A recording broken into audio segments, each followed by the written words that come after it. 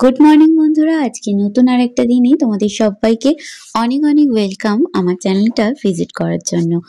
আশা করছি ভিডিওটা প্রথম থেকে শেষ পর্যন্ত দেখলে অবশ্যই তোমাদের ভালো লাগবে। আজ যেহেতু রিধানের স্কুল খুলে গেছে তাই দেখো চটপট উঠে পড়েছি। আর খুব যে তাড়াতাড়ি উঠেছি সেটা বলবো না, একটু ঘুমিয়ে পড়েছিলাম, একটু দেরিই হয়ে গেছে কারণ 6:45 বাজে। আর 7:30টার মধ্যে না ওদের স্কুলের গেটের মধ্যে ঢুকিয়ে দিতে হয়। তো এখানে দেখো মায়ের মুখ দেখে সকালটা শুরু করলাম। আর জানো তো ভগবানকে প্রণাম করে ভগবানের মুখ দেখলে সেই সকালটা বা সারাদিনটা কিন্তু ভালো যায়। তো এদিকে দেখো রিধানের স্কুল ড্রেসটা বের করে নিলাম আর তারপর রিধানের জন্য টিফিন করতে চলে এসেছি। ও বলল মা আজকে ঘরোয়া টিফিন নিয়ে যাব। তো তাই ভাবলাম যে চটজলদি কি বানানো যায়। তো আমি এখানে দেখো তাড়াতাড়ি করে সুজি করে নিচ্ছিলাম। আর সুজির মধ্যে না আমি খুব বেশি ঘি দিইনি, প্রথমে সুজিটা ভেজে নিয়েছিলাম আর একদম সামান্য পরিমাণে তারপর ঘি দিয়েছিলাম। আর দেখো জলটা টেনে নেওয়ার পর তারপর কিন্তু চিনিটা দিয়েছি। আর চিনিটা দিলে তোমরা দেখবে একটু কিন্তু জলজলে হয়ে যায় সুজিটা। তো দেখো এখানে কিন্তু রিধানের টিফিন বক্সেও দিয়ে দিয়েছি সুজি, এর মধ্যে এই চামচটাও দিয়ে দেব। তো ও আজকে বলল যে ঘরোয়া টিফিন খাবে, তাই কিন্তু ওকে এরকম ভাবে দিয়েছি, না তো বেশিরভাগ দিন কিন্তু কেক বিস্কিট এইগুলোই নিয়ে যায়। তো এরপর দেখো রিধান কিন্তু চলে যাচ্ছে ওর বাবার সঙ্গে স্কুলে। তো রিধানকে টাটা করে ওপরে চলে আসবো। দেখো ওপরে এসে আমি কিন্তু বসিয়ে দিয়েছি ভাত, আর এদিকে কিন্তু ডালের জন্য ফোড়ন রেডি করছিলাম। তো দেখো ডালটা দিয়ে দিচ্ছি। আজকে না খুব তাড়াতাড়ি করে করব, তার কারণ রিধানকে স্কুল থেকে আবার আনতে যাওয়ারও রয়েছে। এদিকে দেখো আলু ভাজা করেছি, আজকে সিম্পলই রান্না করেছি। আর তারপর কিন্তু চলে এসেছিলাম ঘরে বিছানাটা ভালো করে পরিষ্কার করে নিতে। তো ঝটপট করে আজকে কাজগুলো করার চেষ্টা করছিলাম প্রথম দিন, যাতে রিধানকে টাইমের মধ্যে আনতে পারি। তো এখানে দেখো বিছানাটাও গুছিয়ে নিচ্ছি। এরকম না টান টান বিছানা না হলে ঠিক ভালো লাগে না ঘরটা দেখতে। আর ঘরের কিন্তু শোভা বাড়ায় এই বিছানাটাই। বিছানাটা যদি সবার ক্লিন থাকে দেখবে ঘরটাকে অনেকটাই ম্যানেজেবল দেখতে লাগে, সুন্দর পরিষ্কার দেখতে লাগে। যেহেতু ঘরের অনেকটা জায়গা জুড়ে এই বেডটা থাকে, তার জন্যই কিন্তু বেডটা সবসময় পরিষ্কার আর ক্লিন রাখা দরকার। তারপর দেখো ঘরটা ভালো করে ঝাঁট দিয়ে নিচ্ছি। আর জানো তো রিধান থাকলে না আমাকে অনেকটা হেল্প করে দেয়। ওই কিন্তু মাঝে মধ্যে বিছানাটা তুলে নেয়, আর ওর স্কুল থাকলে ও কিন্তু তখন স্কুলে বেরিয়ে যায়। অবশ্য আমি হাতে অনেকটা টাইমও পেয়ে যাই।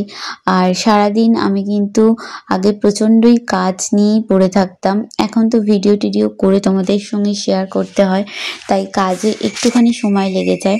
আগে কিন্তু আরও অনেক কাজ করতে পারতাম। তারপর দেখো ঘরটা ঝাঁট দিতে মনে হলো যে ধুলো জমেছে। ওই যে যখনই আমার যেটা মনে হয় আমি কিন্তু তখনই সেরে ফেলি, কাজ কিন্তু কোনোদিন আমি রেখে দিই না যে পরে করব। দেখো ধুলো পড়েছে বলেই কিন্তু আমি ধুলোগুলো ভালো করে একটা কাপড় দিয়ে মুছে নিচ্ছিলাম। আর নতুন করে দেখো ড্রেসিং টেবিলটা এসে তার মধ্যেই ধুলো হচ্ছে। যেহেতু আমার ঘরের জানালাটা খোলা থাকে বেশিরভাগ সময়, তাই কিন্তু বেশিরভাগ সময় কিন্তু ধুলো হয়। আর ধুলো জিনিস তো সবসময় দেখবে ঘরে হতেই থাকে, যতই তুমি পরিষ্কার করো না কেন। তো আমি মাঝে মধ্যেই ধুলোটা পরিষ্কার করে নিই, ধুলো কিন্তু জমতে দিই না। তো তাড়াতাড়ি করে স্নান টান করে আমি আবার চলে এসেছি দেখো রিধানকে নিয়ে আসতে। আর আমি টোটো করে যাচ্ছি। এই বর্ষার দিনে না এই জল পেরোতে খুব অসুবিধা। আমরা যেহেতু প্রথম প্রথম এখানে এসছি আর এই জল জমে যায়, ভীষণ অসুবিধা হয়। তো এই টোটো কাকুকে পেয়ে গেছি ভীষণই মানে সমস্যার মধ্যে। উনি কিন্তু প্রচণ্ডভাবে হেল্প করে, পুরো বাড়ির সামনে থেকে আমাকে নিয়ে আবার বাড়ির সামনেই ছেড়ে দেয়। তো এখানে দেখো রিধানের স্কুলে চলে এসেছি। তো চলো রিধানকে কিন্তু নিয়ে নেবো। এখানে কিন্তু রিধানদের কার্ড সিস্টেম, কার্ড দিয়ে তারপরেই কিন্তু ওদের ছুটি হয়। তো দেখো রিধান চলে এসছে। দেখো আমরা দেখতে দেখতে কিন্তু বাড়ির কাছে পৌঁছে গেছি। আর রাস্তাটা এতটাই খারাপ না, সারাক্ষণ জল জমে থাকে। রিধানকে এনে তারপর কিন্তু এই জামা কাপড়গুলো ধুয়ে দিয়েছি। সারাদিন এমন আকাশ জুড়ে ছিল, মনে হচ্ছিল যে সারাটা দিন বৃষ্টি হবে। তো দেখলাম বৃষ্টি আর হচ্ছে না, ওই ঝিরিঝিরি পড়ছিল। তার মধ্যে এতগুলো জামা কাপড় জমে গিয়েছিল বলে আমি আর চুপ করে বসে থাকতে পারিনি, আমি কিন্তু ধুয়ে দিয়েছি। ভাবলাম যে যতটা জল ঝরে যায় যাক, তারপর তো স্ট্যান্ড আছেই, স্ট্যান্ডে দিয়ে দেবো। অনেকগুলো জামা কাপড়ই কিন্তু আমার জমে গিয়েছিল। তো দেখো এই এতগুলো সব নাইটি, রিধানের অনেকগুলো প্যান্ট ছিল, সব ধুয়ে কেচে কিন্তু রিধানকে খেতে দিতে চলে এসেছিলাম। আর আজকে তো একদম সিম্পল খাবার বানিয়েছিলাম, দেখো ডাল, আলু ভাজা আর ডিম ভাজা করেছিলাম। তো দুপুরবেলা একটু রেস্ট নিয়ে সন্ধ্যেবেলা আবার চলে এসেছি চাপ বানাতে। আর চাপে কি কি লাগবে বলে দিই। পেঁয়াজ, এখানে দেখো টক দই লাগছে, একটা প্যাকেট কিন্তু পুরোটা দিতে লাগে না, রেখে থেকে যায় অনেকটাই। আর এখানে দেখো কাজু আর চালমগজটা আমি ভিজিয়ে রেখেছি। তারপর দেখো আতর লাগবে, পোস্ত লাগবে, এখানে দেখো গোলাপ জল লাগবে, কেওড়া জল লাগবে, আর লাগবে হচ্ছে আদা রসুনের পেস্ট, যেটা আমার তৈরি করা রয়েছে। আর কিছু মশলা যা যা লাগে, হলুদ গুঁড়ো, লঙ্কা গুঁড়ো, আর চিকেনটা লাগবে অবশ্যই। তো চিকেনটা আমার কিন্তু ধুয়ে রাখা ছিল, আর সেই চিকেনটার মধ্যে আমি দেখো নুন আর হলুদ দিয়ে ভালো করে কিন্তু মাখিয়ে নেব। এই নুন হলুদটা কিন্তু খুব ভালো করে মাখিয়ে নিতে হবে চিকেনটার মধ্যে। যত ভালোভাবে এটা তোমরা ম্যারিনেট করে রাখতে পারবে ততই ভালো। ম্যারিনেট বলতে ওই নুন হলুদটা দিয়ে ভালো করে মাখিয়ে নিতে হবে, নিয়ে কিন্তু চিকেনটা ভেজে নিতে হবে। অনেকেই আছে কিন্তু চাপ বানায়, চিকেনটা কিন্তু ভাজে না, কিন্তু তাতে করে কিন্তু আষ্টে গন্ধ লাগে, যার জন্য দোকানের এই চাপ না আমার একদম ভাল লাগে না। বাড়ির চাপই এত সুন্দর হয়। এখানে দেখো চিকেনটা ভাজা বসিয়ে দিয়েছি। Hello everyone, good evening. বাজে এখন 8টা 15।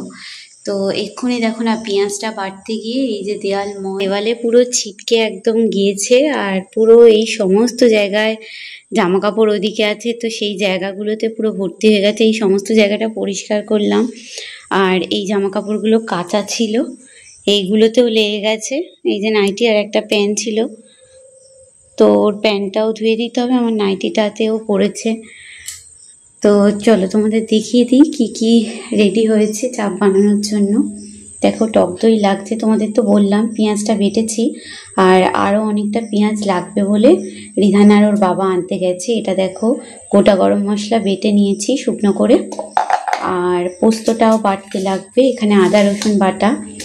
আর মাংসটা ভাজা হয়ে গিয়েছে, দেখো মাংসটা ভেজে তার উপরে এই যে গোলাপ জল, কেওড়া জল একটু করে ছড়িয়ে দিয়েছি। আরে দেখো এখানে হচ্ছে কাজু আর চালমগজ, এটাও বেটে নেব। তো চলো, এখানে দেখো তেল, এই তেলটার মধ্যেই চাপটা তৈরি হবে। তো চলো এই কাজগুলো তো চলো বন্ধুরা দেখিয়ে দিই চাপটা কি করে বানাই। এখানে দেখো গোটা গরম মশলা, তার সঙ্গে শুকনো লঙ্কা ফোড়ন দিয়ে নিয়েছি ওই তেলটার মধ্যে। তোমরা চাইলে কিছুটা পরিমাণ তেল তুলেও করতে পারো, আমাদের যেহেতু করে করে একটা আন্দাজ চলে এসেছে তাই কিন্তু তেলটা তুলিনি। তার মধ্যে কিন্তু পেঁয়াজটা, যেটা পেস্ট ছিল সেটা কিন্তু দিয়ে দিয়েছি। দিয়ে পেঁয়াজটা না ভালো করে তেলের মধ্যে মানে মেল্ট হয়ে গেলে তখন আমরা কিন্তু এই আদা রসুনের যে পেস্টটা ছিল সেটা কিন্তু দিয়ে ভালোভাবে মিশিয়ে নেব। তো দেখবে ভালোভাবে মিশিয়ে নেওয়ার পর তারপর দেখো এই যে চিকেনটা, এটা কিন্তু অবশ্যই তোমরা ঢেকে রাখবে, না তো কিন্তু শক্ত হয়ে যাবে। তো দেখো চিকেনটাও দিয়ে দিচ্ছি, আর চিকেনটা দিয়েও কিন্তু ভালোভাবে মিশিয়ে নিতে হবে। অনেকেই আছে দেখবে সব কিছু একসঙ্গে দিয়ে করে, সেটা করলে অবশ্যই চাপ হবে, কিন্তু এই রকম টেস্ট হবে না। তোমরা কিন্তু এরকমভাবে বানিয়ে দেখবে, ভীষণ ভালো লাগে খেতে। এখানে দেখো টক দই দিয়ে দিচ্ছি, আর সবটা টক দই দেওয়া হয়নি, কিছুটা পরিমাণ নুন দেওয়া হয়েছে, লঙ্কা গুঁড়ো দেওয়া হচ্ছে। দেখো লঙ্কা গুঁড়োটা কিন্তু পরিমাণ অনুসারে দেবে, কে কীরকম ঝাল খাও সেই অনুযায়ী। আর এই চাপটা কিন্তু একটু মিষ্টি মিষ্টিই ভালো লাগে।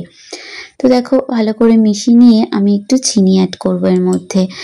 আর যেহেতু এই চাপটা মিষ্টি মিষ্টি লাগে, খেতে ভালো লাগে, আর যেহেতু এর মধ্যে ওই যে পোস্ত তারপর চালমগজ দেওয়া হচ্ছে দেখো এখনই, তার জন্য কিন্তু চিনিটা অবশ্যই দিতে হবে। তো এখানে দেখো ওই পেস্টটাও দিয়ে আমরা খুব ভালোভাবে মিশিয়ে নিতে হবে। তো এখানেই কিন্তু প্রায় অর্ধেক রান্না কিন্তু হয়ে এসছে। খুব ভালোভাবে এটা মিশিয়ে নেবে। আর তারপর দেখো এর মধ্যে কেওড়া জল, গোলাপ জল, আতর পরিমাণ মতন কিন্তু দিয়ে নিতে হবে। দিয়ে নিয়ে আমরা কিন্তু ঢেকে দিচ্ছি। মাঝে মধ্যে কিন্তু তোমরা এটা নেড়ে দিও, না তো কিন্তু ধরে যাবে। আমাদের চাপ রেডি হয়ে গেছে, আমরা এখন রুটি আনার জন্য বেরিয়ে পড়ছি, তাই তো? দেখো তিনজনেই বেরিয়ে পড়েছি। এইরকম ওয়েদার ছিল আজকে। ওয়েদারটা এত সুন্দর ছিল, বৃষ্টি আর কিন্তু হচ্ছিল না, হাওয়া দিচ্ছিল। তো এই ওয়েদারে দেবব্রত বললো যে চাপ হচ্ছে যেকালে, চাপের সঙ্গে রুটি আর একটু আলু বিরিয়ানি নিই, যেহেতু চাপ রয়েছে। তো তাই দেখো আমরা চলে এসেছি বিরিয়ানির দোকানে। আর এই দোকানের বিরিয়ানিটা না খুব সুন্দর খেতে লাগে। তো এখানে দেখো রুটি চাপ নিয়ে বসে পড়েছি আমরা। আর আজকে কিন্তু আমরা আর ঘরে বসে খাইনি, যেহেতু ঠান্ডা ঠান্ডা ওয়েদার ছিল। এখানে দেখো শসা, পেঁয়াজ, স্যালাড কেটে নিয়েছি, আর তার সঙ্গে ছিল কোল্ড ড্রিঙ্কস। তো চাপটা এত ভালো খেতে হয়েছিল, তোমরা অবশ্যই বাড়িতে এইভাবে বানিয়ে দেখো, ভালো লাগবে খেতে। আর যদি কিছু এই সম্পর্কে তোমাদের জিজ্ঞাসা করার থাকে অবশ্যই আমাকে বলো, আমি তাহলে যতটা পরিমাণে হেল্প করার অবশ্যই করব। তো চলো আজকের মতন ভিডিওটা এখানেই শেষ করছি। আর তারপরে কিন্তু আলু বিরিয়ানি দিয়ে আমরা চাপটা খেয়ে নিয়েছিলাম। সবাই খুব ভালো থেকো, সুস্থ থেকো। Good night. আবার কাল দেখা হচ্ছে। টাটা।